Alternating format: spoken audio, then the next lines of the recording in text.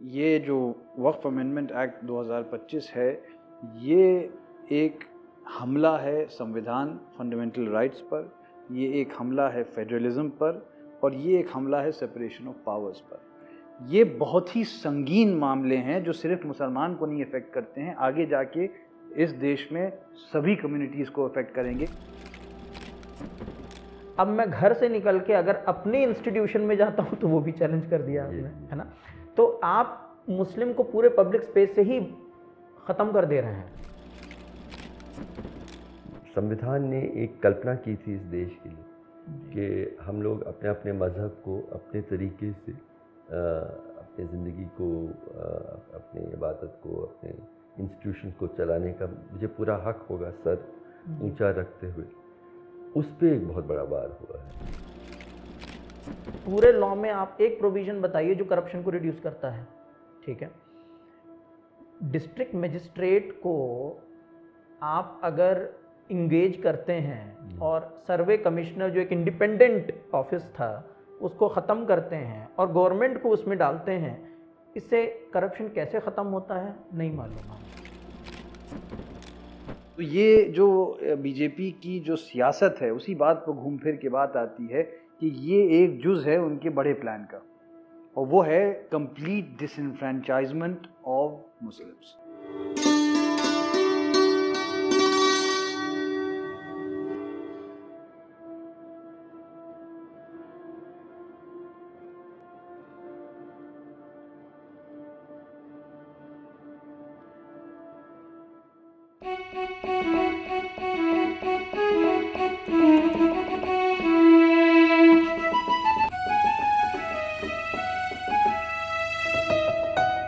नमस्ते, सलाम, जिंदाबाद साथियों।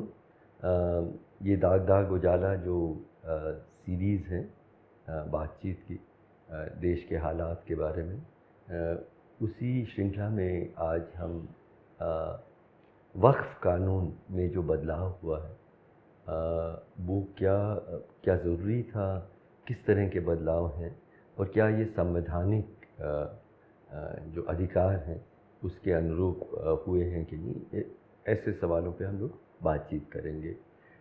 दो बहुत जानकार साथी जो शोधकर्ता भी हैं, पढ़ाते भी हैं, वो हमारे साथ हैं। अली महमूदाबाद अशोका यूनिवर्सिटी में पढ़ाते हैं पॉलिटिकल साइंस, और निज़ामुद्दीन सिद्दीकी साहब, आप रिसेंटली अभी काफ़ी वक्त तक आपने जिंदल में कानून पढ़ाया और अभी स्वतंत्र तौर पे मुस्लिम सवालों पे स्वतंत्र तौर पे काम करने की कोशिश कर रहे हैं। तो आप दोनों को बहुत स्वागत है। वक्फ कानून में जो बदलाव की जो बात हुई वो अचानक एक किस्म से हमारे कई चीज़ें जैसे यूनिफॉर्म सिविल कोड हो या कश्मीर का सवाल हो, राम मंदिर का सवाल हो, इस पे आरएसएस बहुत लंबे अरसे तक इसकी बातचीत कर रही थी। वक्फ के बारे में ये बदलाव मुझे लगता है काफ़ी हद तक अचानक ही पेश हुआ। हमारे बहुत सारे जो दर्शक होंगे वो वक्फ कानून, वक्फ होता क्या है, इसके बारे में ही शायद जानकारी कम रखते होंगे, तो क्यों नहीं उसी से शुरुआत करते हैं। वक्फ है क्या? वक्फ का जो हिस्ट्री है वो आपको from the time of the profit मिलती है, और इसका ट्रेस जो स्कॉलर्स करते हैं वो दो चीज़ों में करते हैं। एक तो जो अहादीस प्रॉफिट मोहम्मद से निकलती हैं, और दूसरा जो उस वक्त के स्कॉलर्स का कंसेंसस था जिसको अरबिक में इजमा कहा जाता है, वहाँ से निकलता है। और वक्फ का जो पर्पज़ है वो ये है कि जो आपकी प्रॉपर्टी है उसको सेव किया जाए, उस प्रॉपर्टी को होल्ड किया जाए और उस प्रॉपर्टी से जो बेनिफिट हो उसको लोगों में तकसीम किया जाए। ये उसका फंडामेंटल प्रिंसिपल है। मतलब एक किस्म के दान से जुड़ा हुआ है, चैरिटी है। चैरिटी से दो किस्म के औकाफ होते हैं, वक्फ अल्लाह, वक्फ औलाद, खैरिया भी होते हैं, जारिया भी, बहुत सी सब कैटेगरीज। तो उसमें सबसे जो बुनियादी उसूल वक्फ का ये है वो ये है कि एक दफ़े अगर कोई चीज़ वक्फ कर दी जाती है तो फिर उसको दोबारा जो है वो अल्लाह की, ऊपर वाले की मिल्कियत हो जाती है। तो फिर उसको एलियनेट नहीं किया जा सकता है किसी तरह से। तो जैसे आप कह रहे थे प्रोफेसर साहब कि ये इस तरह से इसलिए था कि इदारे बना सकें। ज़ाहिर है कि ये 1300 साल पहले की जो बात है, उस ज़माने में पब्लिक स्फीयर क्या है, कौन पब्लिक चैरिटेबल वर्क्स करेगा। तो वक्फ के ज़रिए मस्जिद चलती थी, मदरसे चलते थे, ओफनेजेस चलते थे, यतीम बच्चों के यतीम खाने चलते थे। तो ये इस किस्म के वक्फ थे। और फिर रफ्ता रफ्ता दुनिया के अलग अलग ख़ित्तों में लोगों ने वक्फ करना शुरू किए, ख़ास औलाद के लिए भी, कि बच्चे बेच ना दें ज़मीन, तो वो ज़मीन रहे, उससे जो भी मिले वो। तो जो औलाद के लिए करते हैं जी, उसमें मतलब उससे जो कमाई होगी जी वो किसको जाएगी? वो रिलेटिव्स को। क्योंकि देखिए अंग्रेज़ी में कहते नहीं है चैरिटी बिगिंस एट होम। तो वो एक बड़ा, ये जो एक तसव्वुर है अवाम उन्नास में कि चैरिटी सिर्फ गैरों के साथ की जाती है, ये एक किस्म का तसव्वुर है। लेकिन अक्सर ख़ासकर पहले ज़माने में भी बड़े ख़ानदानों में, कबीलों में कई ऐसी शाखें होती थी जो कमज़ोर होती थी, जिनके पास पैसा नहीं होता था। तो ये अकारिब जिनको कहते हैं, तो उनके लिए, उनकी फ़लाह के लिए, उनकी बहबूद के लिए, उनकी देख रेख के लिए इसको मोड़ के यूँ पेश किया जाता है कि ये तो एक तरह से आपने बहाना कर लिया बच्चों को रोज़गार देने के लिए। ऐसा नहीं है। Charity begins at home. तो वो एक बार आपने औलाद के लिए अगर वक्फ किया तो उसको बेचा नहीं जा सकता। बेसिकली ये फ़र्क है। मतलब मैं वैसे अपने वसीयत में अगर बच्चों के नाम कर दूं और वक्फ अपने बच्चों के नाम कर दूं तो उसमें फ़र्क क्या होगा? वसीयत में आपके बच्चों की मिल्कियत हो जाएगी, और आपसे मिल के वो बेच दें तो उसमें फिर आपका इख्तियार कुछ नहीं है। लेकिन अगर आपने वक्फ कर दिया तो they have the right to enjoy the fruit of that waqf, but they can not sell और एलियनेट। आप बिल्कुल आप बताएं, आप कानूनी तौर पे जो आपने कहा बिल्कुल सही बात है। जब आप वक्फ कर देते हैं तो अल्लाह की मिल्कियत हो जाती है, उसको आप बेच नहीं सकते।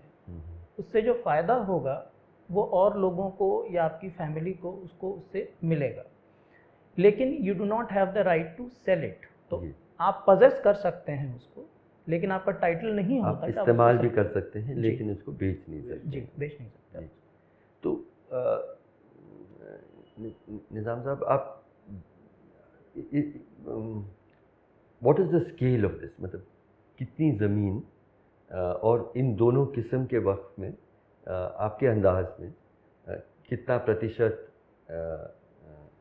चैरिटी के लिए है, कितना प्रतिशत परिवार की सुरक्षा के लिए है? देखिए, ये डॉक्यूमेंटेड तो नहीं है जी, इसको बताना मुश्किल है। उसकी वजह यह है कि बहुत सारे औकाफ जो हैं वो बाय वर्ड ऑफ माउथ होते थे, लोग उसको ओरली कहते थे, है ना, जिसको वक्फ बाय यूज़र टेक्निकली कहा जाता है। और ये जो रजिस्ट्रेशन वाली बात है बड़ी नई है, और अगर आप इसको समझें तो ये जो पेपर वर्क रजिस्ट्रेशन है ये स्टेट के बनने के बाद ज़्यादा इम्पोर्टेंट होती हैं ये चीज़ें।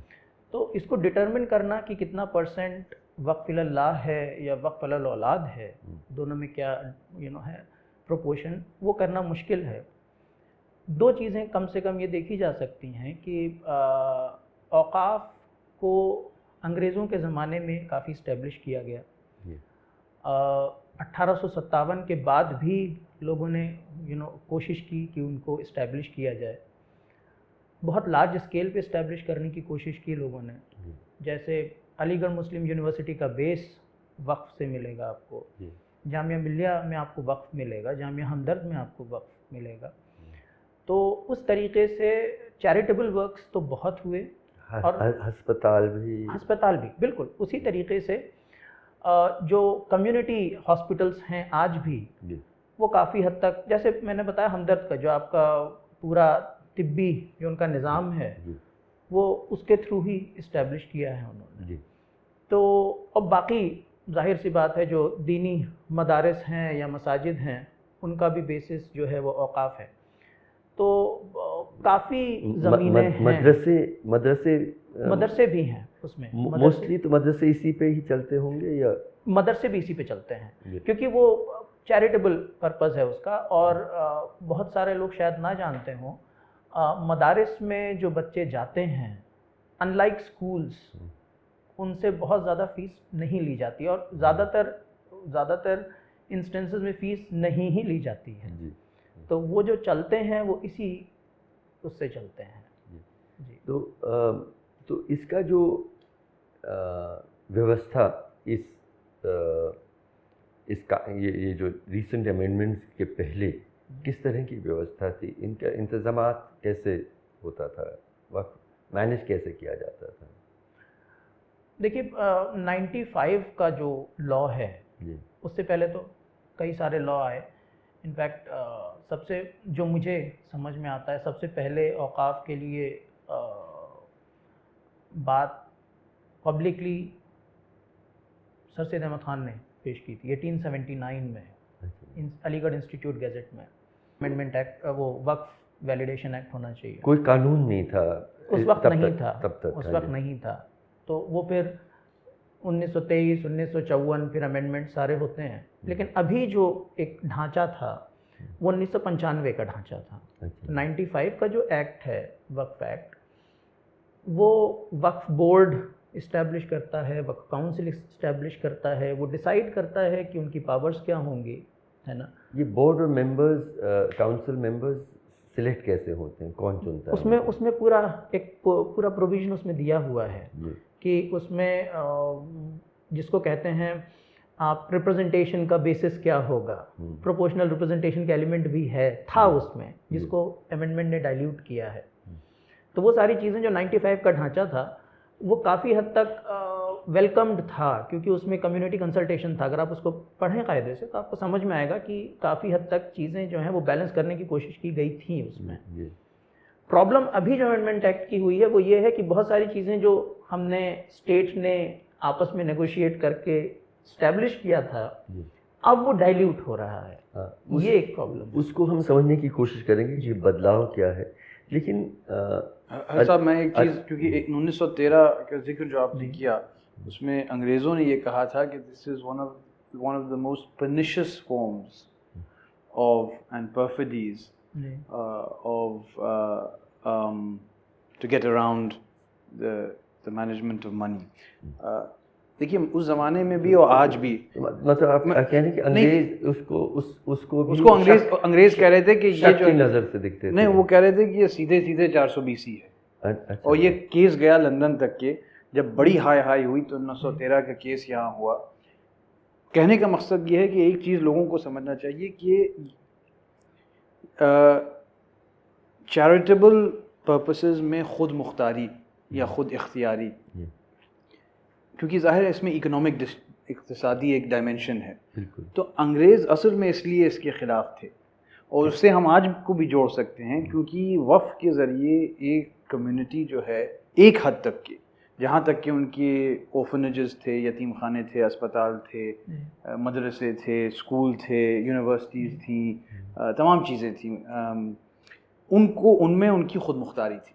अगर किसी भी कौम को आपको पस्त करना है तो उनसे आप उनके इक़्तिसादी जो उनके फैसला खुद के डेस्टिनी के बारे में, खुद के नहीं, उनकी आप ऑटोनॉमी, इकोनॉमिक ऑटोनॉमी है वो ख़त्म कर दीजिए। तो अब आजकल के जो सियासी माहौल है उसमें ये भी बहुत जो लीगली बातें हैं वो सब तो हैं, लेकिन इसको कॉन्टेक्स्ट में रखने के लिए ये भी समझना बहुत ज़रूरी है कि ये कानून इसलिए भी आया है क्योंकि वक्फ को आइसोलेशन में हम नहीं देख सकते हैं। आप पिछले 10 साल से 14 साल से, बल्कि उससे भी पहले कई दशकों से आप ये देख रहे हैं कि धीरे धीरे धीरे धीरे मुख्तलिफ ज़िंदगी के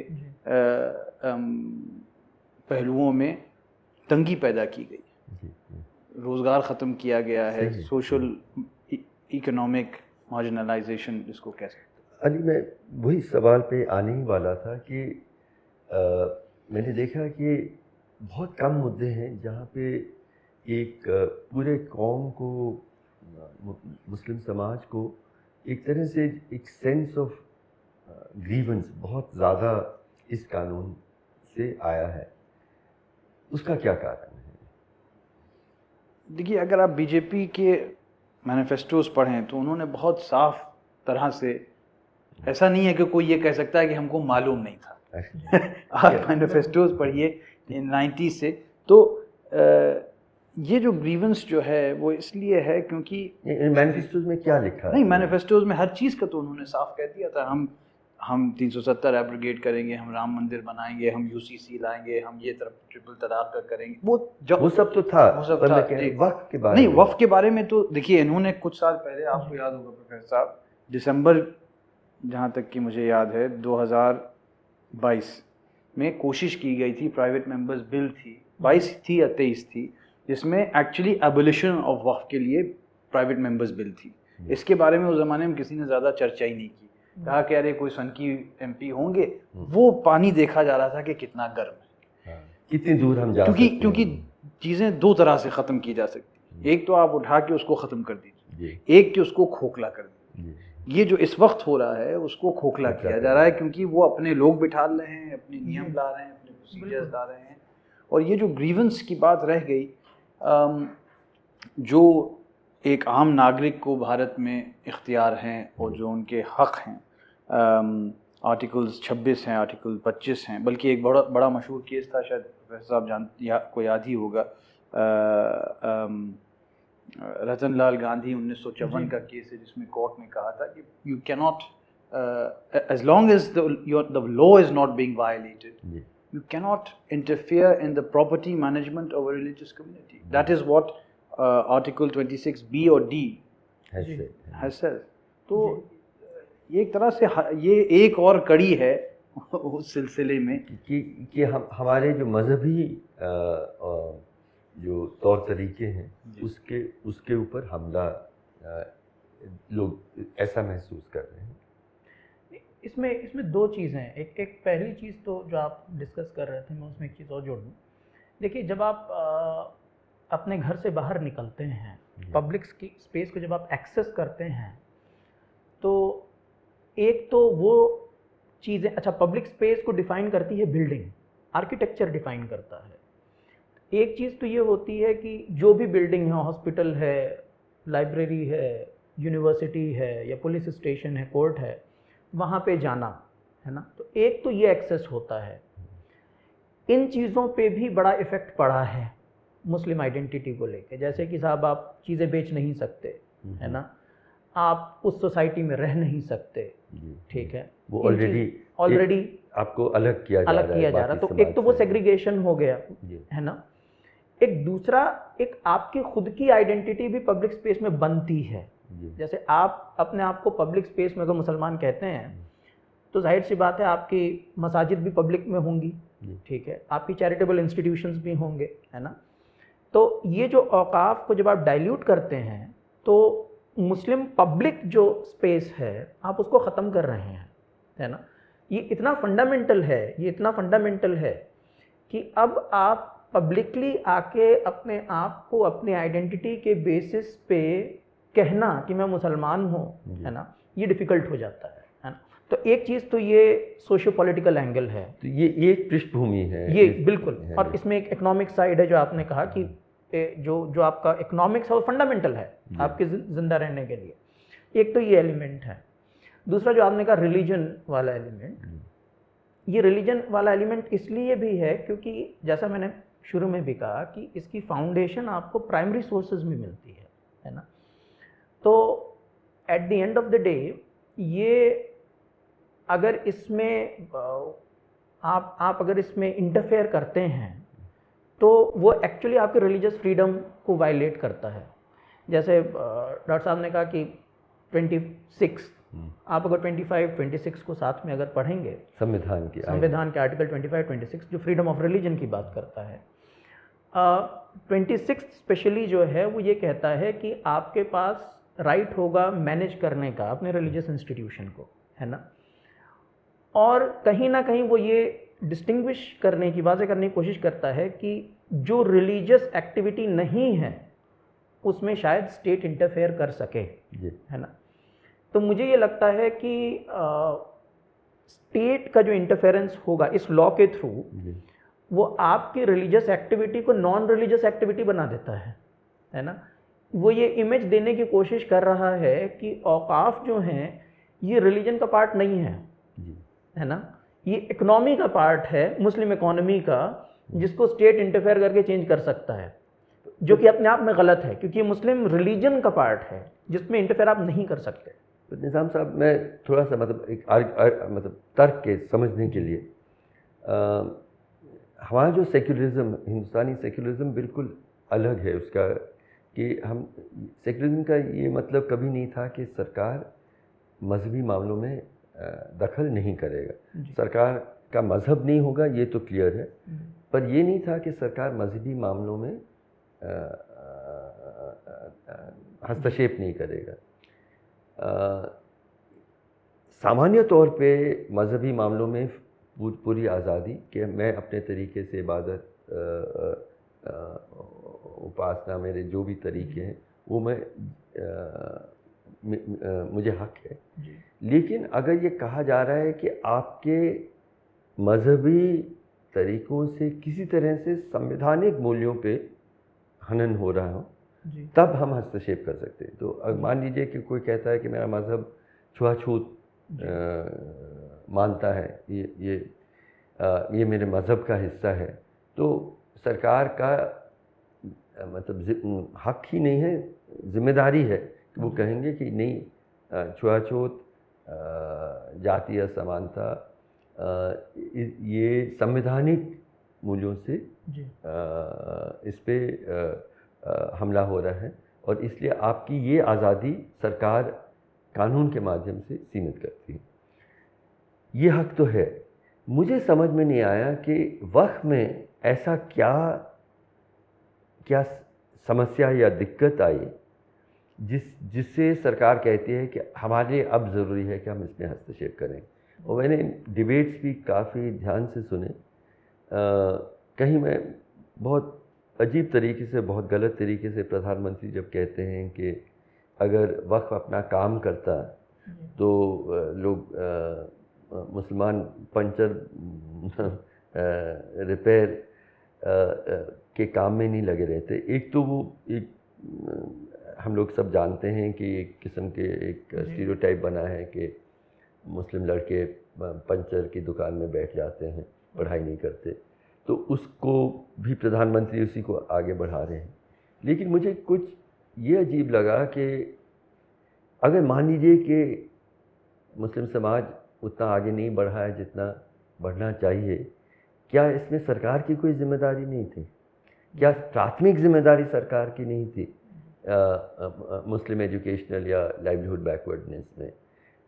एक तरह से प्रधानमंत्री का कहने का ये मतलब था कि आपके पास वक्फ है, आपने उसका इस्तेमाल नहीं किया, इसीलिए मुसलमान आज आर्थिक तौर पे या शैक्षणिक तौर पे पिछड़ा हुआ है, इसलिए आप जिम्मेदार हैं, इसलिए हमें इसको ठीक से मैनेज करना है। मुझे ये बहस समझ में आई और बहुत विचित्र मुझे लगा। आप लोग कैसे रिएक्ट करते हैं? मैं ये यहाँ एक चीज़ ये कहूँ कि देखिए, एक चीज़ बहुत साफ भी कर देना चाहिए, जो लोग देख रहे हैं, ये सुन रहे हैं बात, कि कोई भी दो वक्फनामे जब वक्फ किया जाता है, एक तो वक्फ बाय यूसेज, जैसे आपने कहा, अभिषेक सिंघवी ने कोर्ट में कहा था कि तकरीबन आधे से ज़्यादा वक्फ बाय यूसेज है, यानी किसी वक्त जो है उनको डिक्लेयर कर दिया गया। अब जैसे जामा मस्जिद है, उसके कागज़ कहाँ से लाएंगे, या कोई मज़ार है बहुत सिद्धार्थ नगर में या अम्बेडकर नगर में, बहराइच में, तो कागज़ कहाँ से लाएंगे दिखाने के लिए कि नहीं जी ये वक्फ है। तो एक तो बात ये हो गई। दूसरी बात ये है कि जहाँ तक कि आपने ये जो प्रधानमंत्री ने कहा और ये इस वक्त जो माहौल बनाया जा रहा है, कहा जा रहा है करप्शन है, जेंडर रिप्रेजेंटेशन नहीं है, कास्ट रिप्रेजेंटेशन नहीं है, तमाम चीज़ों की। और देखिए ऐसा नहीं, और ये भी कहा जा रहा है कि जो जन सेवा समाज के लिए होना चाहिए था वो नहीं हो पाया। नहीं, तो वही मैं उसी पर आ रहा था कि देखिए अगर पहली बात तो ये है कि जो वक्त यूसेज छोड़ के, क्योंकि वो एक तरीक़े का वक़्फ़ है, वो ज़्यादातर मस्जिदें होती हैं या कब्रिस्तान हैं या मदरसे हैं या यतीम खाने वगैरह, लेकिन जो लोग वक़्फ़नामे करके, यानी जो गज़ेट होता है, एक रजिस्टर होता है जिसमें वक़्फ़ का नंबर होता है और हर वक़्फ़नामा अलग होता है, तो ये कहना कि वक़्फ़ ने कुछ नहीं किया तो एक किस्म का वक़्फ़ भी नहीं है। हर वक़्फ़ जो है, जैसे मैं मुतवल्ली हूँ कई औक़ाफ़ का, हर वक़्फ़ के अपने अपने नियम हैं, उसमें अलग अलग लिखा है कि फ़लाँ, या इसमें मसलन मिसाल के तौर पर एक वक़्फ़ है जो कहता है नहीं हमारा ज़्यादातर जो इनकम होगा वो बेवाओं पर ख़र्च हो, दूसरा कहता है कि नहीं हमारा ज़्यादातर जो है वो यतीमों पर ख़र्च हो, तीसरा कहता है कि हमारा ज़्यादातर जो है वो मजहबी जो दिन होते हैं जो गरीब लोगों में जश्न मनाने के लिए पैसे दिए जाए, खुशी में। तो ऐसा भी नहीं है, वो एक इंडिविजुअल चॉइस थी वक़्फ़ बनाने की, और वक़्फ़ जो है वो डिसएग्रीगेटेड है। तो ये कहना ही बिल्कुल एक बेवकूफ़ी है, बल्कि धोखा है कि वक़्फ़ ने कुछ नहीं किया, क्योंकि वक़्फ़ एक ऐसी चीज़ है ही नहीं जिसके डायरेक्टिव प्रिंसिपल्स में ये हो कि आप जाके और कौम की फ़लाह और बहबूद और तरक्की के लिए काम करें। वक़्फ़ लिमिटेड होता है स्कोप। हैदराबाद के वक़्फ़ हैं, भोपाल के वक़्फ़ हैं, लखनऊ के वक़्फ़ हैं, कश्मीर के वक़्फ़ हैं, बाज़ जगह शिया सुन्नी वक़्फ़ बोर्ड होते हैं, अलग अलग उनके ऑब्जेक्टिव्स होते हैं, हदफ होते हैं। तो ये जो पॉइंट है उनका, ये बुनियादी तौर पर यूँ गलत है कि कोई यूनिफाइड वक़्फ़ डायरेक्टिव प्रिंसिपल्स हैं ही नहीं। जहाँ तक कि आपकी जो पहली बात थी वो कि बेशक मज़हब और धर्म में अगर कोई अन्याय हो रहा हो संवैधानिक एतबार से तो उसमें हक़ है, लेकिन अगर आप देखें ये जो अमेंडमेंट्स लाए गए हैं, भाई डायरेक्टिव प्रिंसिपल्स में कहा गया था यूसीसी लाइए, लेकिन ये सवाल भी करना बहुत ज़रूरी है, पूछना कि उस वक्त क्यों नहीं लाए, क्योंकि ज़ाहिर है उनको समझ में आ रहा था कि अभी वक्त नहीं है। अम्बेडकर ने एक बड़ी अच्छी बात कही थी, बाबा साहब अम्बेडकर जी ने, उन्होंने कहा था कि देखिए ये संविधान एक सियासी इनकलाब है, लेकिन जब तक कि समाजी इनकलाब नहीं आएगा, इसी संविधान और दस्तूर के बल पर एक जाबिर और आमिर हाकिम आ सकता है। तो कहने का मकसद ये है कि ऐसा नहीं है, कोई डिनाई नहीं कर रहा है, वक्फ में भी, वक्फ हिंदुस्तान में उन इदारों की तरह है जो और इदारे हिंदुस्तान में हैं, उसमें भी कमज़ोरियाँ हैं, उसमें भी पॉलिटिकल इंटरफेरेंस आज से नहीं बहुत पहले से रहा है। लेकिन यहाँ जो है वो एक फंडामेंटल, जो आपने शुरू की थी बात, प्रोफेसर साहब कह रहे थे कि ये फ्रंटल असोल्ट है, यानी ये एक तरह से कह रहा है कि भाई आपका जो संविधान ने आपको जो अधिकार दिए हैं वो भी हम नहीं मानते हैं। ये सब तो जो हवाले हीले दिए जा रहे हैं कि काम नहीं हुआ, तरक्की नहीं हुई, ये सब तो लोगों को गुमराह करने के लिए। फिर भी मैं कह रहा हूँ जो जस्टिफिकेशन प्रधानमंत्री ने खास करके जो दिया और जिसको लोग बार बार जो बहुत ध्यान से सुन रहे हैं, उसमें मेरा तो रिस्पॉन्स पहला तो यही था कि मुस्लिम समाज में जो भी जैसे सचर कमेटी ने भी कहा कि अंडर डेवलपमेंट है, उसमें तो सरकार की प्राथमिक जिम्मेदारी है ना, तो वक्फ क्यों इसके लिए जिम्मेदार है? ये जो सवाल आपने किया था कि कॉन्स्टिट्यूशन के थ्रू क्या रिलीजन में इंटरफेयर किया जा सकता है या नहीं, और जो जस्टिफिकेशन प्रधानमंत्री ने दिया था कि वक्फ तो काम ही नहीं कर पाया विकास का, मैं दोनों को क्लब करने की कोशिश करता हूँ। इसमें एक चीज़ तो जो कॉन्स्टिट्यूशनल मोरालिटी का सवाल है, कॉन्स्टिट्यूशनल मोरालिटी सबसे बड़ी तो ये है कि जो कॉन्स्टिट्यूशन का जो टेक्स्ट है उसकी रिस्पेक्ट की जाए, ये सबसे बड़ी कॉन्स्टिट्यूशनल मोरालिटी है। और कॉन्स्टिट्यूशन की जो वैल्यू है उसको रिस्पेक्ट किया जाए। कॉन्स्टिट्यूशन की वैल्यू फ्रेटर्निटी है, कॉन्स्टिट्यूशन की वैल्यू रिलीजियस नॉन इंटरफेरेंस है, ठीक है, फ्रेटर्निटी मतलब बंधुता है, रिलीजन में इंटरफेयर ना किया जाए, लोगों को रिलीजियस अफेयर्स को अपने मैनेज करने दिया जाए, ये कॉन्स्टिट्यूशन की वैल्यू है। इसकी रिस्पेक्ट अपने आप में कॉन्स्टिट्यूशनल मोरालिटी निकालती है, ये एक पहली चीज़ है। दूसरी चीज़ ये कि अगर आप ये कहते हैं कि कुछ चीज़ों में कॉन्स्टिट्यूशन ने इंटरफेरेंस अलाउ किया या क्या किया जा सकता है या नहीं, बिल्कुल किया जा सकता है। और जहाँ पे इंटरफेरेंस करना था वहाँ पे क्लियरली उसको उन्होंने निकाला है। जैसे अनटचेबिलिटी को ख़त्म करना था तो बाकायदा कॉन्स्टिट्यूशन ने उसको इंक्लूड किया, और महिला को हक इनहेरिटेंस में मिलना चाहिए और वो चीज़ों में। है। उसके बाद हिंदू रिलीजियस प्लेसेस को ओपन करना है तो कॉन्स्टिट्यूशन ने एक्सप्रेसली उसको मेंशन किया है ना। रिलीजन बेस्ड डिस्क्रिमिनेशन या कास्ट बेस्ड डिस्क्रिमिनेशन को ख़त्म करना है तो कॉन्स्टिट्यूशन ने उसको एक्सप्रेसली किया। लेकिन इसके अलावा आप कोई नई चीज़ उसमें नहीं ला सकते, क्योंकि लिखा ही इसलिए जाता है ताकि उसको माना जाए। तो सबसे बड़ी कॉन्स्टिट्यूशनल मोरालिटी जो है वो यही है कि कॉन्स्टिट्यूशन को आप फॉलो करें, और जो उसकी वैल्यू है वो रिलीजन नॉन इंटरफेरेंस की है। तो पहली चीज़ तो ये है।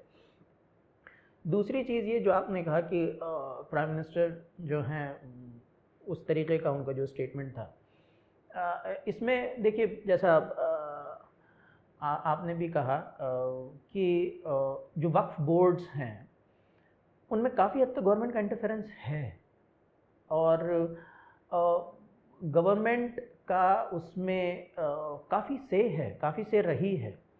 तो ये कहना कि वक्फ बोर्ड काम नहीं कर रहे हैं, वो अगर ये आप माने भी, हालांकि ये मानना मुश्किल है, उसकी वजह ये कि जैसे डॉक्टर साहब ने कहा कि अलग अलग तरह के वक्फ बोर्ड हैं, उनका पर्पज़ अलग अलग है, उनका नेचर अलग अलग है ना।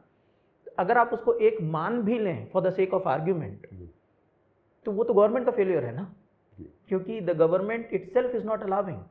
गवर्नमेंट खुद ही आपको फ्री हैंड नहीं दे रही है मैनेज करने के लिए, या उस दिशा में जो समाज के बेहतरी के लिए है, कौम के बेहतरी के लिए है, उसमें उन्होंने लीडरशिप नहीं दिया, ये आप कह रहे हैं। बिल्कुल नहीं लीडरशिप दिया है। और आप अगर ये कहते हैं कि साहब हम वक्फ को और बेहतर बनाना चाहते हैं, तो वक्फ को बेहतर बनाने के लिए आपको उसको कम्युनिटी को देना चाहिए। गवर्नमेंट का इंटरफेरेंस इंक्रीज नहीं करना चाहिए। आप गवर्नमेंट का इंटरफेरेंस इतना इंक्रीज कर दे रहे हैं कि कम्युनिटी का रिप्रेजेंटेशन ही ख़त्म हो जा रहा है उसमें। तो और फिर आप ये कहें कि औकाफ काम नहीं कर रहे हैं, या हम उनसे कहें वो जो है वो और बेहतर काम करेंगे इससे, मुझे नहीं लगता कि ये लॉजिक जो है ये इट विल वर्क और इट वर्क्स। तो जो बदलाव आए हैं इस नए कानून अमेंडमेंट से, वो क्या बदलाव हैं और उनसे आप दोनों को क्या एतराज़ है, या कुछ से आपकी सहमति भी हो सकती है? जो मेजर चेंजेस क्या लाए गए हैं और उनके बारे में आपकी प्रतिक्रिया क्या है? देखिए, सबसे बड़ा मेरे हिसाब से एक मैं, फिर आप अपना फरमाइएगा। सबसे बड़ा जो है वो सरकार ने कहा है कि वक्फ सब रजिस्टर हों, यानी वो डेटा बैंक बना रहे हैं। आजकल डेटा ही सबसे बड़ा असलहा है, तो एक तो वो हो गया।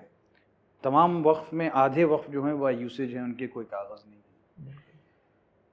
अब जो बाय यूसेज हैं, जिनको अभिषेक मनु सिंघवी ने कहा कि आधे से ज़्यादा वक्फ बाय यूसेज हैं, तो जो अमेंडेड एक्ट है 2025 का, उसके तहत कलेक्टर यानी डीएम जाके एक वक्फ को डीनोटिफाई कर सकता है और कहता है कि हम इसकी इंक्वायरी करेंगे। नया जो अमेंडमेंट है वो कहता है कि जब तक कि इंक्वायरी चलेगी वो वक्फ नहीं रहेगा, यानी इंक्वायरी मुकम्मल होने से पहले ही उसका कैरेक्टर बदल दिया जाता है। इस पर सुप्रीम कोर्ट ने फिलहाल इंटरिम जो ऑर्डर दिया था उस पर रोक लगाई है कि आप इंक्वायरी करना चाहें तो ज़रूर करें, लेकिन आप उसका कैरेक्टर नहीं बदल सकते। तो सबसे बड़ी बात तो यही है कि सरकार ने खुद को अधिकार दे दिया है कि हम जो हैं मुनसिफ भी हैं, काजी भी हैं, मुद्दई भी हैं, सब कुछ हम ही हैं।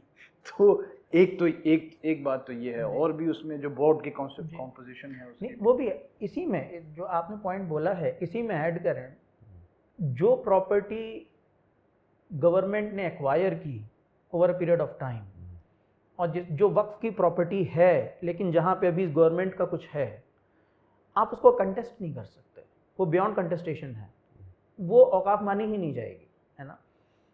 ये बड़ी अजीब सी चीज़ है, क्योंकि इंक्रोचमेंट कोई आम इंसान भी कर सकता है, गवर्नमेंट भी कर सकती है, और जब डिस्प्यूट हो सकता है तो दोनों लेवल पे डिस्प्यूट हो सकता है। लॉजिक यही कहता है। अच्छा, दूसरी बात जो आपने बताया, कोई और अगर उसको इंक्रोच करता है तो फिर आपको प्रूव करना पड़ेगा जहाँ पे कागजात होंगे और बहुत सारी चीज़ें हैं, है ना। पुराने लॉ में इंक्रोचमेंट को रेमेडी करने की कोशिश की गई थी कि अगर इंक्रोचमेंट होगा तो इस तरीके से रेमेडी निकाली जा सकती है। इस लॉ में उसको आप बिल्कुल ही एड्रेस नहीं कर रहे हैं, है ना। नहीं, पहले क्या रेमेडी थी, क्या अब नहीं है? आप उसको केस कर सकते थे, आप उसको कंटेस्ट कर सकते थे, है ना, लेकिन अब जो है वो नहीं है। अब जो कलेक्टर कहेगा वही वो कलेक्टर है, कलेक्टर जो कहेगा वही है। वक्फ ट्राइब्यूनल के पास पहले जो पावर थी कि वो फाइनल जजमेंट होगा उसका, वो आपने ख़त्म कर दिया है। वक्फ ट्राइब्यूनल का जजमेंट फाइनल होगा ही नहीं, है ना, वो हमेशा अपील में पहुंच जाएगा, है ना।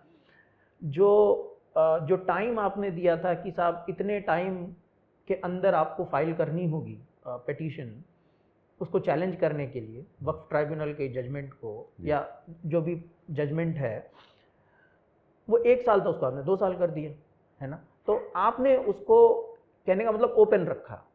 दूसरा जो डॉक्टर साहब कह रहे थे कि कंपोजिशन की बात है, आपने जो सबसे इंटरेस्टिंग बात यह है कि जो उन्होंने अमेंडमेंट एक्ट में जो कंपोजिशन का जो प्रोविजन डाला है, उसमें उन्होंने वर्ड मुस्लिम यूज़ किया है और उसकी 3-4 कैटेगरीज बता दी हैं।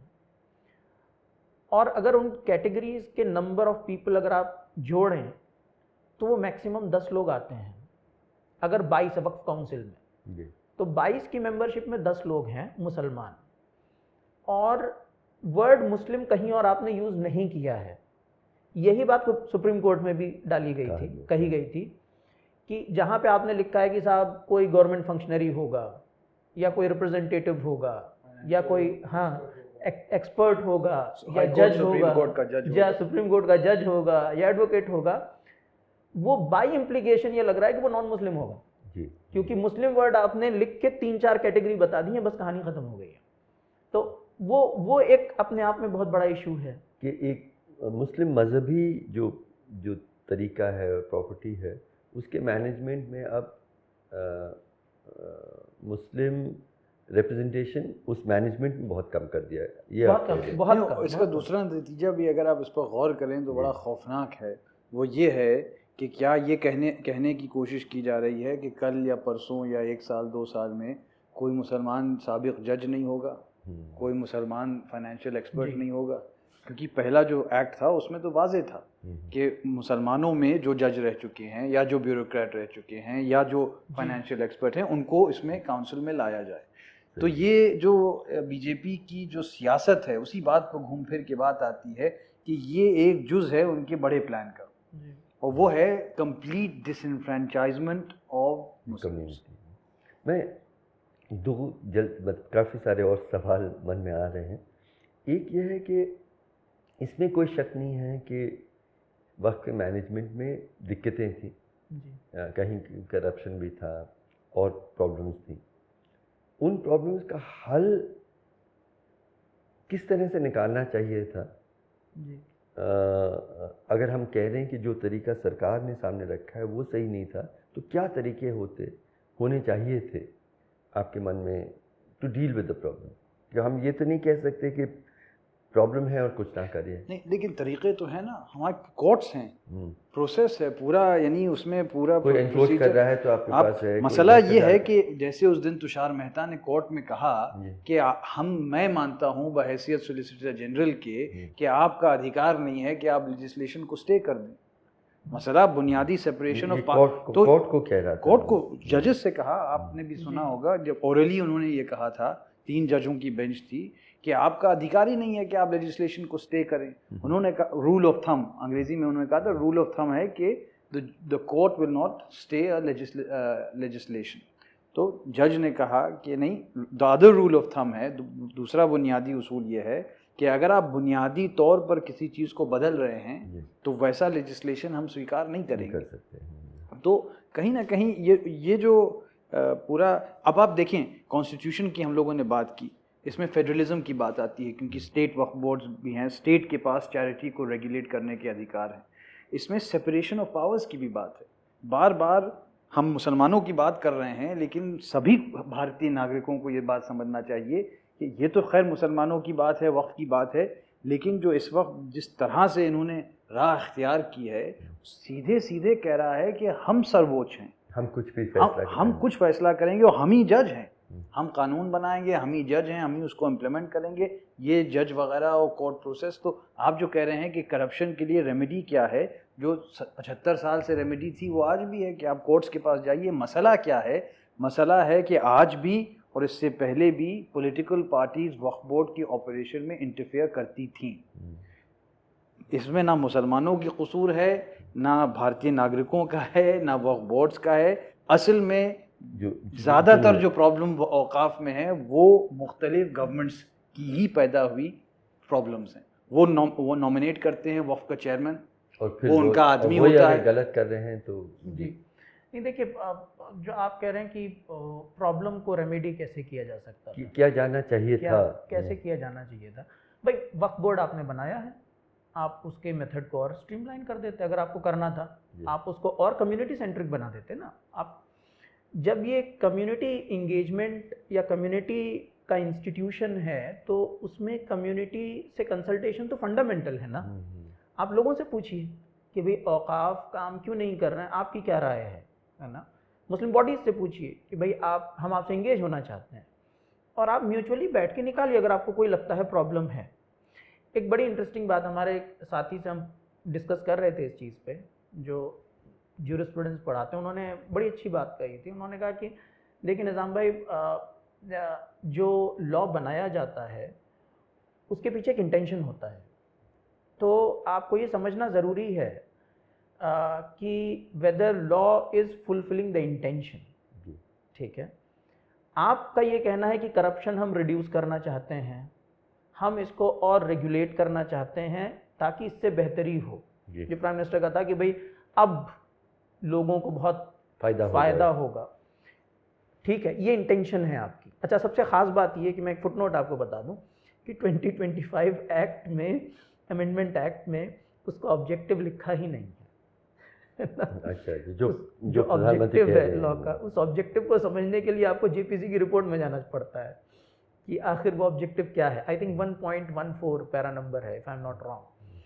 तो इसमें क्या ऑब्जेक्टिव बताया है उन्होंने? ऑब्जेक्टिव बताया है कि साहब हम इसको और एफिशिएंट बनाना चाहते हैं वक्फ इंस्टीट्यूशन को, और इसको स्ट्रीमलाइन करना चाहते हैं, है ना।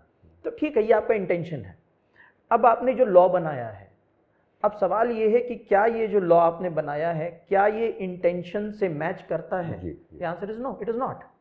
वो इंटेंशन से मैच ही नहीं कर रहा है, क्योंकि पूरे लॉ में आप एक प्रोविजन बताइए जो करप्शन को रिड्यूस करता है। ठीक है, डिस्ट्रिक्ट मजिस्ट्रेट को आप अगर इंगेज करते हैं और सर्वे कमिश्नर जो एक इंडिपेंडेंट ऑफिस था उसको ख़त्म करते हैं और गवर्नमेंट को उसमें डालते हैं, इससे करप्शन कैसे ख़त्म होता है नहीं मालूम हमको, है ना। आप अगर वक्फ बोर्ड में और लोगों को इंक्लूड करते हैं, पहले ये था कि सिर्फ मुस्लिम्स रहेंगे, अब आप और नॉन मुस्लिम्स को और लोगों को इंक्लूड करते हैं, इससे करप्शन या एफिशिएंसी कैसे बढ़ती है ये समझ में नहीं आता। ठीक है, तीसरी चीज़ ये कि आप एक अमेंडमेंट आपने और किया है जिसमें ये कहा था कि जो औकाफ हैं, अगर होता क्या है वक्फ औलाद में कि जैसा डॉक्टर साहब ने हाईलाइट किया था कि कई बार फैमिली के लिए किया जाता है, तो अगर आप लाइन ऑफ सक्सेशन कहा जाता है कि भाई इनका बेटा ये है, इनका बेटा ये है, अगर वो लाइन ऑफ सक्सेशन ख़त्म हो जाए या समझ में ना आए तो उस औकाफ का क्या किया जाए, उससे जो फ़ायदा होगा उसको कैसे डिस्ट्रीब्यूट किया जाएगा। तो पहले जो लॉ था वो इट वाज क्लियरली मेंशनिंग, ठीक है, क्या होता है कि इसको चैरिटी के लिए यूज़ किया जा सकता है, पब्लिक पर्पस के लिए, एजुकेशन के लिए और चीज़ों के लिए यूज़ किया जा सकता है। और फिर वहाँ पे एक क्लॉज था और and any other for any other purpose according to Muslim law. ठीक है, ये एक एडिशनल था उसका, जो एक जनरल प्रोविजन है जिसमें बहुत सारी चीज़ें इंक्लूड की जा सकती हैं। अब अमेंडमेंट क्या है कि उसने उस चीज़ को हटा के ये कहा है कि it can be use for orphans, women's, divorced, window, उनके लिए यूज़ किया जा सकता है वाकिफ का इंटेंशन हो तो। ठीक है, और what ever the government prescribes, that is a very dangerous. अब प्रॉब्लम क्या है कि वॉट एवर वॉज प्रेजेंट, जो इस मुस्लिम लॉ जो प्रोवाइड करता था उसको आपने रिप्लेस कर दिया what ever the government provides, है ना, प्रेस्क्राइब्स।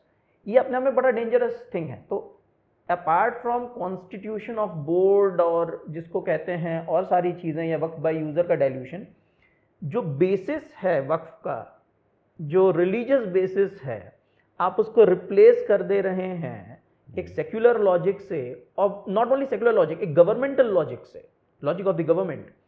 ये अपने आप में बहुत डेंजरस है, and it actually violets in a sense, I think कुछ पिटिशंस में ऐसा है भी, if I am not wrong, Owaisi साहब की पिटिशन में है, I think he has highlighted, it also violets the शरीयत एप्लीकेशन एक्ट ऑफ 1937, जहाँ पे शरीयत शैल बी द बेसिस। यही कहता है कि शरीयत बेसिस होगी लोगों की डिस्प्यूट्स को रिजॉल्व करने का, अगर मुसलमान है तो ये लॉ उसको भी वायलेट कर देता है। तो in a sense it's dangerous in that. जो फेलियर, मतलब just to before this law came, Mukesh Ambani ने जो घर बनाया है, और वो कहते हैं पूरी दुनिया में दूसरे सबसे महंगा घर है, वो एक वक्त की ज़मीन पे एक जहाँ यतीम खाना चलता था।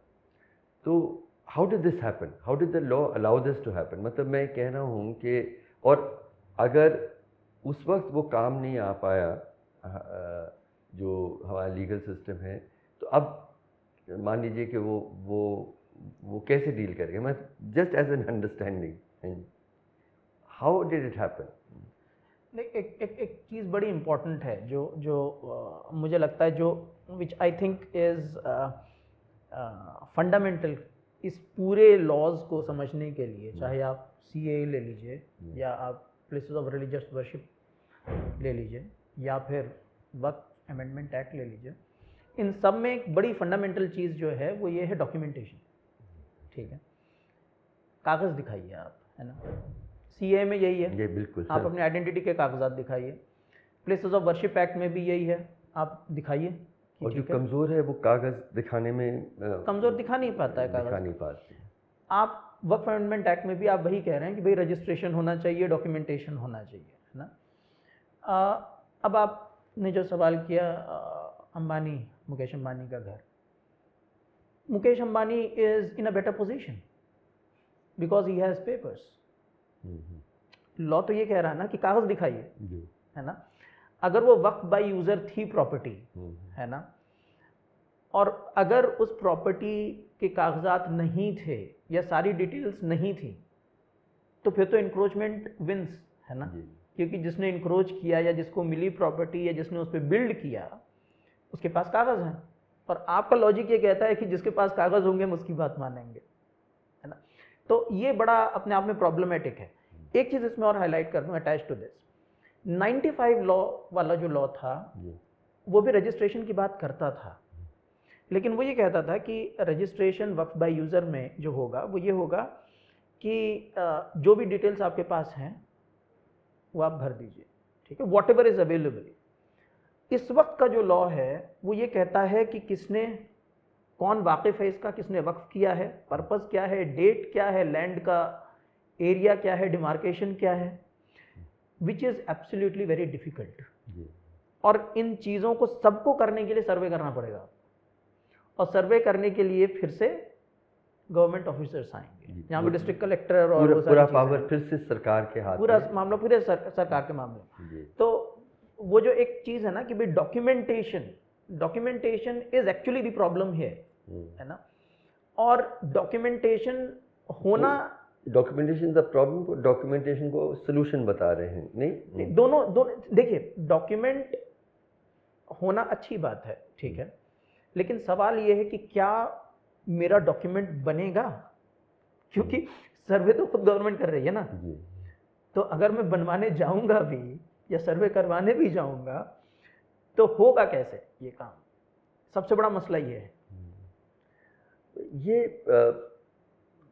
जब इतना ऐसा कानून जो 20 करोड़ मुस्लिम आबादी है इस देश में, उन सबको किसी न किसी तरह से उस पर असर पड़ता है, उसमें एक पब्लिक कंसल्टेशन का एक बहुत बड़ा प्रक्रिया चलना चाहिए था, जो नहीं हुआ। जो आम लोग, मुस्लिम समाज के अंदर बातचीत होनी चाहिए थी, जो उनकी तंजीम थे, वहाँ बात होनी चाहिए थी, संसद में बात होनी चाहिए थी। ये क्या, has there been a proper consultation? माफ़ कीजिएगा, बात हुई थी, हुई थी, लेकिन बात सुनी नहीं गई। अच्छा वो क्योंकि बताइए। जेपीसी जब इधर उधर हिंदुस्तान में गई तो लोगों ने अपने रिप्रेजेंटेशन दिए, अच्छा, तंजीमों ने दिए, लोगों ने दिए, मुतवल्लियों ने दिए, नेताओं ने दिए, आम लोगों ने दिए। मेरे ख्याल से 92 लाख या बिल्कुल कितने वो थे, लेकिन वो रखे ही नहीं गए सामने।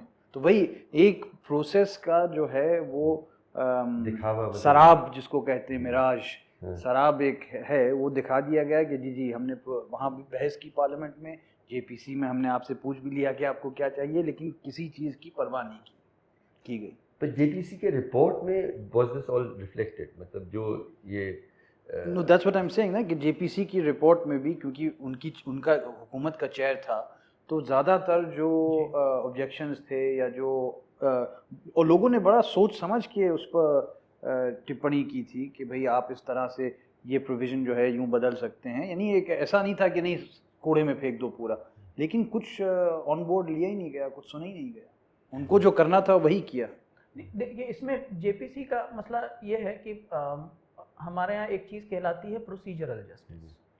प्रोसीजरल जस्टिस ये है कि एक इस्टेब्लिश किया जाता है जो प्रोसीजर, प्रक्रिया सही हाँ, था, कानून एक प्रक्रिया है, एक प्रोसीजर है, उसको अगर आप फॉलो करते हैं, उसको अगर आप मानते हैं तो उसको जस्टिस माना जाएगा। ठीक है, सवाल ये है कि क्या प्रोसीजर फॉलो किया है आपने? आपने प्रोसीजर फॉलो नहीं किया, क्योंकि जेपीसी की मीटिंग्स में अक्सर जो अपोजिशन पार्टी के रिप्रेजेंटेटिव्स थे, they had to walk out, उन्होंने वॉकआउट किया, है ना, उन्होंने क्लियरली कहा हमारी बात नहीं सुनी जा रही है। ठीक है, जेपीसी अपनी रिपोर्ट में ये ज़रूर कहती है कि हमें इतने सारे रिप्रेजेंटेशंस मिले, हमने देखा, लेकिन वो इंक्लूड कहीं नहीं करते हैं उस चीज़ को। इनफैक्ट इस चीज़ को, if I am not wrong, Mahua Moitra ने जो पिटीशन डाली थी उसमें इस चीज़ को उसने हाईलाइट किया था कि जो पार्लियामेंट्री प्रोसीजर है वो फॉलो नहीं किया गया है ना। नाउ आई डोंट नो कि वो पिटीशन, क्योंकि अब तो वो पिटीशन प्राइमरी पिटीशन नहीं होगी, क्योंकि सुप्रीम कोर्ट ने सिर्फ कहा है हम 5 ही सुनेंगे, उन 5 में वो नहीं है, तो वो इंटरवीनिंग एप्लीकेशन के फॉर्म में प्रोबेबली जाएगी या इम्प्लीटमेंट के फॉर्म में। लेकिन ये कि उस प्रोसीजर को आपने फॉलो नहीं किया, तो सब्सटैंटिवली या जिसको कहते हैं कि लॉ के सेंस में तो प्रॉब्लम है ही है। जो प्रोसीजर आपने फॉलो किया, भाई मिलियंस ऑफ रिस्पॉन्स मिले थे आपको लोगों के, ठीक है, सिग्नेचर कैंपेन्स थे उसमें, बहुत सारे लोग, मेरे खुद के बहुत सारे लोग जानने वाले जिन्होंने इंडिविजुअली रिप्रेजेंटेशन किया था, बॉडीज़ ने रिप्रेजेंटेशन किया था, है ना। आपने उसको नहीं किया। अच्छा ये मेरे लिए थोड़ा सा और सैड है, क्योंकि मैं जहाँ से आता हूँ, जो जेपीसी के चेयरमैन थे वो वहीं के एमपी हैं, जगदम्बिका पाल जी, वो डुमरियागंज से हैं, और मैं जहाँ से आता हूँ वो कंस्टिट्यूएंसी डुमरियागंज की कंस्टिट्यूएंसी है, तो वो मेरे लिए और थोड़ा सैडनिंग है। तो that is how it has happened. तो एक तरह से सरकार ने जो तय किया सो कर लिया, उनका एक आइडियोलॉजिकल पोजीशन था, और मुस्लिम जो संविधान ने जो हक दिए थे अपने मजहबी आज़ादी का, उस पे एक किस्म का वार हुआ है, जिसके जस्टिफिकेशन जो सरकार पेश कर रही है वो उससे हम सहमत नहीं हैं, और जो कंसल्टेशन की प्रक्रिया भी प्रतीकात्मक हुआ, लेकिन सही तौर पे नहीं हुआ। ये is a good summary. I think so. मैं I just say one thing, एक ज़रूरी बात कहना ये है कि ये एक मुस्लिम इशू बनाया गया, और बज़ाहिर एक मुस्लिम इशू है, लेकिन अगर ये देखा जाए, इसकी तहलील और इसका तज्जिया किया जाए, तो विश्लेषण जिसको कहते हैं, तो उसमें साबित ये होगा कि असल में ये जो वक्फ अमेंडमेंट एक्ट 2025 है, ये एक हमला है संविधान फंडामेंटल राइट्स पर, ये एक हमला है फेडरलिज्म पर, और ये एक हमला है सेपरेशन ऑफ पावर्स पर। ये बहुत ही संगीन मामले हैं जो सिर्फ मुसलमान को नहीं इफ़ेक्ट करते हैं, आगे जाके इस देश में सभी कम्युनिटीज़ को अफेक्ट करेंगे, क्योंकि जो स्ट्रक्चर है हमारे देश का उसको ये बाईपास करके कमज़ोर कर रहे हैं। देखिए, सरकार ने जो प्रक्रिया अपनाई उसके बारे में हमने बात की, लेकिन समाज में एक किस्म का एक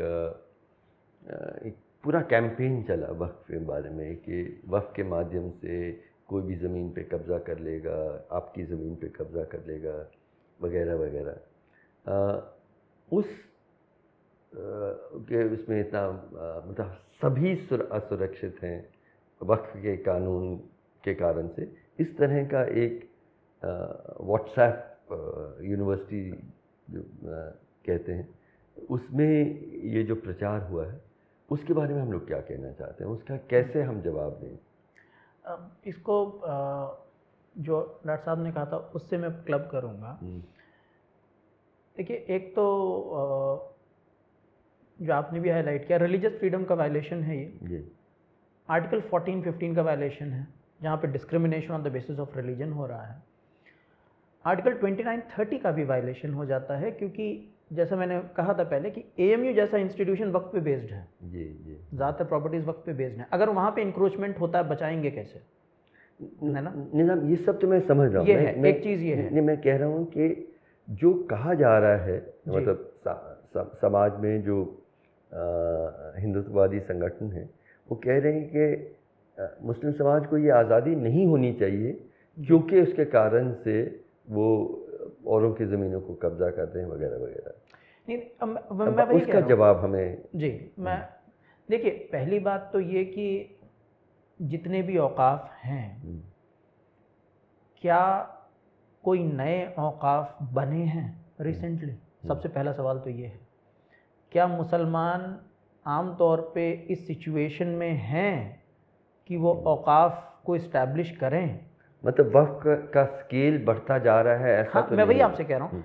इकोनॉमिकली क्या मुसलमान इस पोजीशन में हैं इस मुल्क में, जहाँ पे वो हर चीज़ के लिए फाइट कर रहे हैं इस वक्त, जहाँ पे वो मार्जिनलाइज्ड हैं, ठीक है, पब्लिक स्पेस एक्सेस नहीं कर पा रहे हैं, बिजनेस और ट्रेड करना मुश्किल है। औकाफ तो उन प्रॉपर्टी को बनाते हैं लोग, वक्फ उस प्रॉपर्टी को किया जाता है जो ज़्यादातर तौर पे इंसान समझता है मेरी एक्स्ट्रा प्रॉपर्टी है। रईस होते, जो रईस होते हैं वो। तो आपके यहाँ कितने रईस हैं, ठीक है, कितने बच्चे हैं? अली साहब रईस हैं। हमने नहीं बनाए कोई वक्त, तो पुराने ही संभाल लें। तो अगर आप देखें तो कितनी नए वक्त बन रहे हैं? नहीं बन रहे हैं, है ना? आप किसी भी मुसलमान से पूछ लीजिए, आप कम्युनिटी में सर्वे अगर कर लें तो आपको समझ में आ जाएगा कि ज़्यादातर जो औकाफ हैं वो एग्जिस्टिंग औकाफ हैं, जिनको लोग मैनेज कर रहे हैं। मैनेजमेंट को आप इंक्रोचमेंट कैसे मान सकते हैं, मुझे नहीं समझ में आता। How can management B translated या अंडरस्टूड एज इंक्रोचमेंट? तो ये जो एक मीडिया नैरेटिव है, इट डज नॉट वर्क, ये काम नहीं कर सकता। नहीं, और दूसरा इसमें ये भी साफ साफ कहा जा सकता है कि भाई अगर इंक्रोचमेंट है भी तो कानून है, आप जाइए कोर्ट में उसे लड़िए। ये कानून की जरूरत तो थी ही नहीं। तो ये या तो अगर कोर्ट ना होते और अगर कोई वो ना होता, सुनवाई ना होती, तो फिर कहते कि भाई हमको कोई तरीका पैदा करना है। लेकिन इंक्रोचमेंट अगर कोई कर रहा है तो रास्ते हैं। देखिए, मसला ये नहीं है, मसला जो गज़ाला जमील ने लफ्ज़ इस्तेमाल किया या जो इस्तिलाह इस्तेमाल की थी, फ्रेज़, वो कहा था कि ये लीगल बुलडोज़र है। और वो यही है। बुलडोज़र एक तरह से अब एक रम्ज़, एक अलामत बन गया है उन तमाम चीज़ों का, जिन जहमतों का, मुश्किलों का जो मुसलमानों को इस वक्त सामना करना पड़ता है। लेकिन लोगों को ये समझना चाहिए कि आज तो खैर मुसलमान हैं। मैं अक्सर बातें जब करता हूँ तो मैं एक बात कहता हूँ, फ़र्ज़ कीजिए, फ़र्ज़ ज़रा सा ये इश्तियाल अंगेज़, यानी जिसको प्रोवोकेटिव कहते हैं, इश्तियाल अंगेज़ बात है, लेकिन फ़र्ज़ कीजिए कि 20 करोड़ मुसलमान गायब हो जाए हिंदुस्तान से, है ही नहीं, और ना उसके कोई आसार बाकी हैं, तो फिर लड़ाई तो इसी पे होगी ना कि कौन तय करेगा हिंदू कौन है। एक मुल्क तो बन चुका, आज वहाँ यही नहीं तय कर पा रहे हैं कि मुसलमान कौन है। तो ये सब झगड़े जो फजूल के झगड़े हैं, फ़र्जी झगड़े हैं, ये जहन को डाइवर्ट करने के लिए, वो आप भी जानते हैं, हम भी जानते हैं, और सरकार कोई काम कर नहीं रही है और वो सफलता अपनी इसमें दिखाना चाह रही है कि हमने किसी से कुछ छीन के, वो अब यही तो इलेक्शन में चलेगा कि भाई हमने वक्फ की हज़ारों करोड़ की संपत्ति लेके और गरीबों को दे दी, कहाँ दी, कैसे दी, कोई जाहिर है जाके व्हाट्सएप पर जांच तो करेगा नहीं। तो ये जो इकोसिस्टम है, मैं फिर वही दोहरा रहा हूँ बात, मैं फिर वही कहूँगा, असल में मुसलमानों का इशू नहीं है। हर सिखों को, जैनियों को, अभी जैनियों के मंदिर वाला आपने देखा, ईसाइयों को, पारसियों को, जो तमाम अक़लियतें हैं, और हिंदू समाज में भी जो पसमानदा हैं या जो पिछड़े हुए गिरोह हैं, उनको समझना चाहिए कि ये सब हरबे आगे चल के उनके लिए इस्तेमाल किए जाएंगे। आज कहने को सामने मुसलमान है एक आसान टारगेट। ये जो चीज़ें बीजेपी कर रही है, ये लग रहा है कि सिर्फ मुसलमान जो है वो जद में है, लेकिन जद में सब आएंगे। मैं आखिरी मेरा सवाल है, और हम लोग ये है कि अब कानून आ गया, मतलब ये हम लोग बहस अगर इससे पहले कर रहे हैं तो शायद कोई सुन के कुछ उसमें सुधार लाते, वो स्थिति तो है नहीं। कानून आ गया है, तो इसका क्या मतलब, आप 2 साल, 4 साल, 5 साल समाज पर इसका क्या असर होगा इसका? देखिए हर साहब, मेरा मानना है, और फिर मैं वही उसी बात पाऊंगा, सुप्रीम कोर्ट ने बहुत क्लियर डायरेक्शंस और ऑर्डर्स दिए बुलडोज़र को लेके। आज भी बुलडोज हो रहे हैं घर के, नहीं हो रहे हैं। इसमें भी बहुत क्लियर ऑर्डर है, इंटरिम रिलीफ दी गई ऑर्डर है, और अगले हफ्ते सुनवाई है। अब ये केस चलेगा, ये एक और जो है लड़ाई झेलना पड़ेगी। मसला अब ये एक नया जख्म प्लेसेस ऑफ वर्शिप का है, वो भी अब चल रहा है। तो हम लोग तो मेरे ख्याल से ज़िंदगियां इसी में कटेंगी, कोर्ट कचहरी के राउंड लगाने में। लेकिन मैं यही कहूँगा कि अगर ये जो हमारा इसकी भारत की अखंडता और एकता पर ये एक हमला है, ये समझना चाहिए लोगों को। और अगर ये नहीं समझेंगे तो आगे चल के मेरे ख्याल से जो इस वक्त हमको दिखाई दे रहा है, आप डॉक्टर साहब आप बताएं कि बहुत से केस हैं हमारे यहाँ 20, 30, 40, 50 साल तो केस चलते ही है, सिविल कोर्ट, फिर हाई कोर्ट, फिर सुप्रीम कोर्ट, सुनवाई भी। अब चीफ जस्टिस भी बदलेंगे, गवाही साहब आएंगे, उसके बाद कोई और आएगा, किसका कैसा रद्द अमल रहेगा, तो आगे तो कोई कह ही नहीं सकते हैं। बस वो है कि उसी का शहर, वही मुद्दई, वही मुनसिफ, हमें यकीन था हमारा कसूर निकलेगा। तो वही जो आपने बात शुरू में कही थी, तो मोदी तो यही कह रहे हैं ना कि कसूर भी तुम्हारा है। निज़ाम साहब, वही कि जो आपने कहा, गजाला जमील ने कहा कि ये लीगल बुलडोज़र है। दुष्यंत दवे जो हमारे बहुत सम्मानित वकील हैं, उन्होंने कहा कि दिस इज़ मतलब पूरे संविधान की पूरी ढांचा पे ये एक किस्म का वार है, हो गया है, मतलब दैट इज़ द रियलिटी, ये हो गया है। तो मैं what does it say, what implications will it have? मैं एक आम मुसलमान अगर हूँ, मेरी ज़िंदगी पे इसका क्या असर है? बहुत कुछ असर है, बहुत कुछ असर है। और ये दोनों ही चीज़ें, एक तो मुसलमान पे भी है और जनरली सबके ऊपर है। मैंने कहा ना कि जो पहले बात आई कि मैं पब्लिक स्पेस में अपने आप को मुसलमान किस बेसिस पे कहूँगा। ड्रेस तो चैलेंज कर दिया आपने, ठीक है, देख के समझ में आता है कौन है, ठीक है। मेरे ट्रेड या जो मेरा प्रोफेशन में जो बेचता हूँ, जो खाता हूँ, वो भी चैलेंज कर दिया आपने। अब मैं घर से निकल के अगर अपने इंस्टीट्यूशन में जाता हूँ तो वो भी चैलेंज कर दिया आपने, है ना। तो आप मुस्लिम को पूरे पब्लिक स्पेस से ही ख़त्म कर दे रहे हैं, इबादत, मुस्लिम आइडेंटिटी, इबादत को भी, नमाज को भी, सबको आपने ख़त्म कर दिया। अब इबादत नमाज नहीं, अब वक्फ में तो पूरी चैरिटी ही ख़त्म कर दी ना आपने। अब तो सिर्फ इबादत और नमाज नहीं है भाई, आप सड़क पे नमाज नहीं पढ़ सकते, रेलवे स्टेशन पे नहीं पढ़ सकते, मस्जिद के बाहर भी नहीं पढ़ सकते, अस्पताल में नहीं पढ़ सकते। वो भी जिक्र कर दिए कि नए एक्ट में 5 साल तक के प्रैक्टिसिंग मुसलमान हैं तब आप वक्फ कर सकते हैं। यानी ये आज तक कलमा पढ़ के आदमी मुसलमान हो जाता है, भले वो नमाज कभी ना पढ़े ज़िंदगी में, लेकिन मुसलमान हो गया है। तो ये और आप डिटरमिन कैसे करेंगे? ये लॉ ये कह रहा है कि साहब आपको बताना पड़ेगा कि आप प्रैक्टिसिंग हैं, आप कैसे दिखाएंगे, है ना। तो ये एक बहुत बड़ा प्रॉब्लम है। एक तो ये है। दूसरी प्रॉब्लम जो क्या चैरिटी पे असर पड़ेगा? बिल्कुल चैरिटी पे असर पड़ेगा, बिल्कुल चैरिटी पे। मैंने आप बताया ना, जैसे एएमयू का केस ले लीजिए ना, अगर एएमयू की ज़मीन को किसी ने इंक्रोच किया है, एक तो एलिमेंट ये है कि एएमयू सेंट्रल यूनिवर्सिटी है, उसकी प्रॉपर्टी है, ठीक है, एक उसमें एलिमेंट वक्फ का भी तो है ना, औकाफ का भी तो एलिमेंट है उसके अंदर। आप उसको कैसे समझेंगे, है ना? आप उसको रूल आउट तो नहीं कर सकते कि ऐसा कभी भी कुछ भी नहीं हो सकता, बिल्कुल हो सकता है, ठीक है। तो ये एक एलिमेंट है। चैरिटी इंस्टीट्यूशंस को आप जो है, अच्छा लॉ जो है वो ये कहता है कि भाई हम प्रमोट करेंगे, मुसलमान जो है वो वक्फ के बजाय ट्रस्ट को अपने आप को इस्टेब्लिश करें, ठीक है। वक्फ और ट्रस्ट में बहुत फ़र्क है, बहुत फ़र्क है ना? तो वो एक चीज़ होने वाली है। और ये एक एवरीडे लाइफ ऑफ मुस्लिम पे इफ़ेक्ट है इसका, लेकिन लीगल सेंस में बहुत बड़ी चीज़ है ये, क्योंकि आप जो हैं, एक तो जैसा मैंने कहा ना, religion as the basis of law ख़त्म कर दिया आपने, ठीक है। दूसरी चीज़ ये कि जो डॉक्टर साहब हाईलाइट कर रहे थे कि भाई आप मुंसिफ भी हैं, मुद्दई भी हैं, काजी भी आप ही हैं, है ना? डिस्ट्रिक्ट कलेक्टर जो, डिस्ट्रिक्ट मजिस्ट्रेट जो है वो सर्वे भी करवा रहा है, वही डिटरमिन भी कर रहा है ना? वक्फ ट्राइब्यूनल जो डिसाइड कर रहा है वो फाइनल नहीं हो रहा है ना?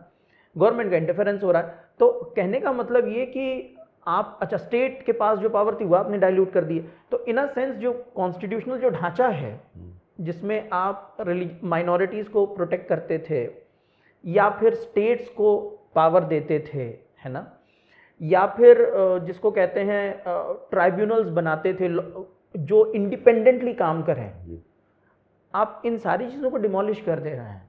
तो इन अ सेंस अगर आप इसको अलाउ करते हैं कंटिन्यू करना, तो ये इस तरीके का प्रेसिडेंट सेट होता है जिसको यूज़ करके आप अदर माइनॉरिटीज़ को भी टच कर सकते हैं फिर, है ना? क्योंकि हिंदुस्तान में सिर्फ मुसलमान सदियों से नहीं हैं, यहाँ सदियों से बुद्धिस्ट भी हैं, जैन भी हैं और सिख्स भी हैं, है ना?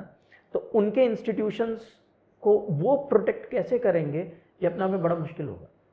और कहीं ना कहीं ये फर्स्ट स्टेप है, ये पहला कदम है यूसीसी की तरफ।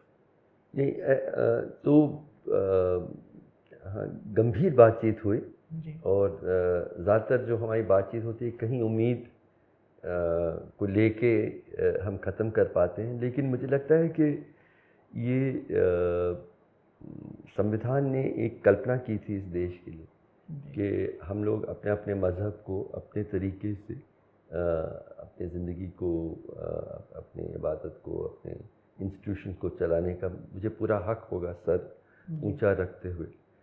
उस पे एक बहुत बड़ा वार हुआ है। और देखिए, आप उम्मीद नाम रखा है अमेंडेड एक्ट का, हाँ, ये भी देखिए जुल्म है, यही जुल्म है, ये तो जुल्म है। लेकिन वो कहते हैं इकबाल के शाम में गम, लेकिन खबर देती है सुबह ईद की, जुल्मते शब में नज़र आई किरण उम्मीद की। तो ऐसा नहीं है, अभी भी लोग लड़ रहे हैं और कोर्ट्स ने जो किया वो बहुत एक बड़ा फैसला था, ऐसा बहुत बड़ी चीज़ है ये। और मेरे ख्याल से कोर्ट्स का वो चीफ जस्टिस का और उनके ब्रदर जजेस का जो फैसला था उससे उम्मीद है, ऐसा नहीं है।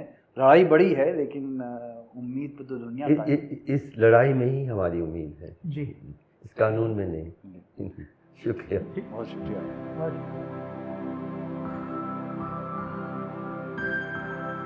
ये दाग दाग उजाला, ये शब कसीदा सहर, वो इंतजार था जिसका, ये वो सहर तो नहीं।